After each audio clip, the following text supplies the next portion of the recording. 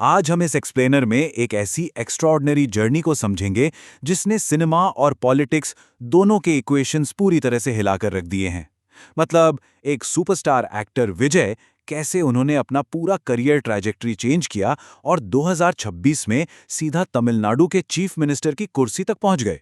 खैर, इस सफर के हर एक फैक्ट और डिटेल को हम बिल्कुल ऑब्जेक्टिव लेंस से डीकोड करेंगे।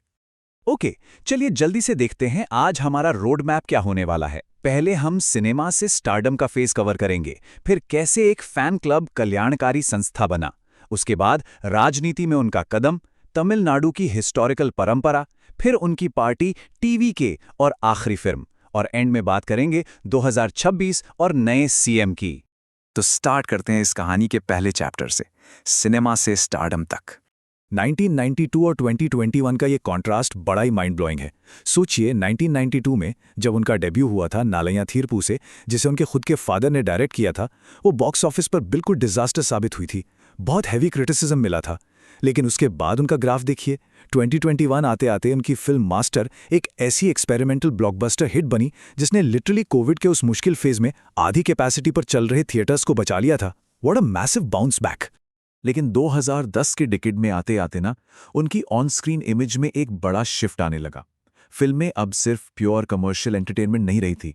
उन्होंने फार्मर्स के इश्यूज, करप्शन, इन सब पर फोकस करना शुरू कर दिया था।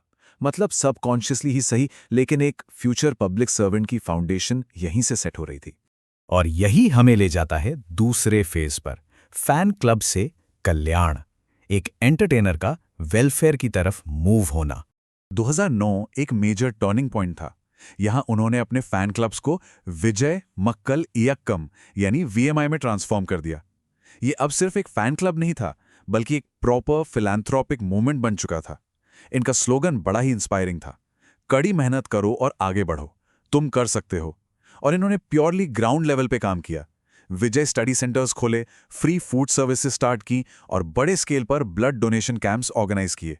और ये इमेज डायरेक्टली दिखाती है कि जो पेपर पर था वो रियलिटी में कैसे ट्रांसलेट हो रहा था।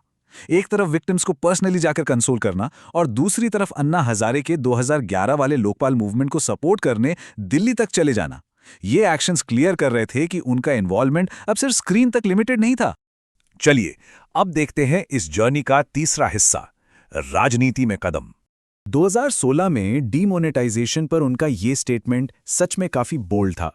उन्होंने डायरेक्टली कहा था कि उन्हें लगता है इसकी प्लानिंग बेहतर होनी चाहिए थी, क्योंकि 20% लोगों की गलती की सजा 80% आम जनता भुगत रही है। नेशनल इश्यूज पर इस तरह से ओपनली एस्टैब्लिशमेंट की कमियों पर बोलना उनकी बढ़ती हुई पॉलिटिकल वॉइस का एक बड़ा क्लियर साइन था। फिर जल्लीकट्टू प्रोटेस्ट के टाइम बिल्कुल फेस कवर करके मरीना बीच पर उनका फिजिकली प्रेजेंट होना, या फिर 2018 के स्टारलाइट शूटआउट के बाद तुरंत वहां जाना और पीड़ित परिवारों की फाइनेंशियल हेल्प करना। यहां स्ट्रिक्टली फैक्ट्स पर ध्यान दें तो ये एक बहुत ही प्रोएक्टिव ग्राउंड एक्शन था। लेकिन इस पॉलिटिकल मूव को सही कॉन्टेक्स्ट में रखने के लिए हमें तमिलनाडु की परंपरा को देखना होगा, सिनेमा और पॉलिटिक्स का जो डीप कनेक्शन है। अब इस टेबल पे ध्यान देते हैं, ये सच में बहुत इंटरेस्टिंग है। हिस्ट्री देखें तो एमजीआर ने खुद की पार्टी बनाई और 3 बार सीएम रहे। जयललिता उनकी स्ट्रॉन्ग सक्सेसर बनी और कई बार सीएम बनी। पर दूसरी तरफ शिवाजी गणेशन जैसे लेजेंड की पार्टी 1 साल में ही मर्ज हो गई और कमल हासन को 2016 में पार्टी बनाने के बाद भी अभी तक कोई मेजर इलेक्टोरल सक्सेस नहीं मिली है। तो सिनेमा बैकग्राउंड से आना डेफिनेटली सक्सेस की गारंटी नहीं है। और रिसर्चर्स यहां एक और पॉइंट हाईलाइट करते हैं, एमजीआर और विजय के बीच एक बड़ा आइडियोलॉजिकल डिफरेंस है। एमजीआर ने शुरुआत से ही फिल्म्स के थ्रू खुद को एक प्रोमिनेंट द्रविडियन लीडर की तरह प्रोजेक्ट किया था, पर विजय ने अपने करियर का मेजर हिस्सा प्योर कमर्शियल एंटरटेनमेंट को दिया और पॉलिटिकल थीम्स उनके करियर में काफी बाद के सालों में आए। राइट, अब चलते हैं कहानी के फाइनल चैप्टर पे, टीवी के और आखिरी फिल्म। ये टाइमलाइन काफी इवेंटफुल है। 2024 में उन्होंने लीगली तमिलजागा वेत्री कड़गम यानी टीवीके का गठन किया।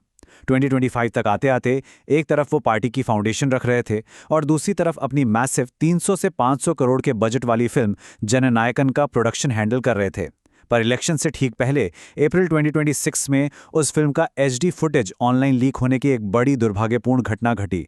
जननायक कोई आम फिल्म नहीं थी। एच विनोद इसे डायरेक्ट कर रहे थे और ये पॉलिटिक्स में फुल्ली एंटर होने से पहले विजय की आखिरी फिल्म डिक्लेयर हुई थी। पूजा हेगड़े, बॉबी देओल, ममिता बाईजू जैसे स्टार्स थे इसमें, पर अप्रैल 2026 का वो मैसिव ऑनलाइन एचडी लीक वाकई में पूरी साउथ इंडियन फिल्म इंडस्ट्री के लिए एक बड़ा शॉक था। हालांकि तमिलनाडु साइबर क्राइम ने तुरंत एक्शन लेते हुए 3 एक्यूज्ड को अरेस्ट भी किया था। खैर, इन सब के बीच हम आते हैं इस एक्सप्लेनर के क्लाइमैक्स पर, 2026 और नया सीएम। टीवीके का 2026 का मैनिफेस्टो काफी स्पेसिफिक और टारगेटेड था।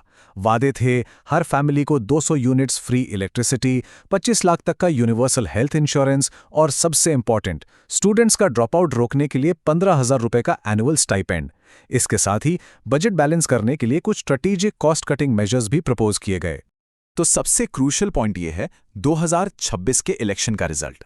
एक सिंगल पॉलिटिकल पार्टी की तरह कॉन्टेस्ट करके विजय ने फाइनली तमिलनाडु के चीफ मिनिस्टर की कुर्सी पर कब्जा कर लिया। एक अनप्रेसिडेंटेड और हिस्टोरिक इलेक्टोरल विक्ट्री। तो सोचने वाली बात यह है, 1992 की एक हेविली क्रिटिसाइज्ड डेब्यू फिल्म से लेकर तमिलनाडु की सबसे पावरफुल पॉलिटिकल सीट तक पहुंचना, इसे क्या कहा जाए? ये अभूतपूर्व ट्रांजिशन आने वाले टाइम में तमिलनाडु की गवर्नेंस और पॉलिटिक्स का फ्यूचर किस तरफ ले जाएगा? ये एक ऐसा सवाल है जो यकीनन आने वाले कई सालों तक इतिहास के पन्नों में गूंजता रहेगा।